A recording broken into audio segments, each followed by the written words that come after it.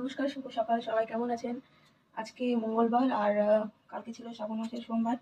তো বাইরে প্রচণ্ড মেঘ, কালকে সারাদিন বৃষ্টি হয়েছে আর আজকে ওয়েদার একদম ঠান্ডা, খুব মানে হাওয়া দিচ্ছে বাইরে। তো আপনাদের দেখাচ্ছি।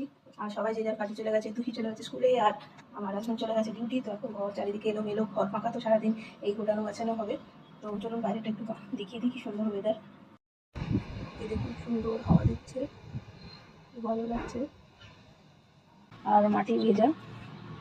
তো কয়েকটা ফুল আমি তুলে এনেছি, কারণ একটা টগর গাছ আছে আমাদের সামনে, তো ওই কটাই ফুল ফুটেছিল। তো এই কটাই ফুল তুলে এনেছি এখন।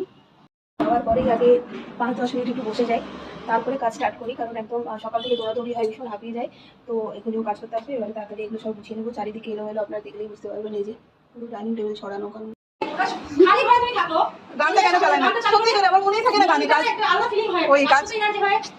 আরে তুমি চলে যাও। না না, সেটা নয়, আমি তো এমনি বানাচ্ছি।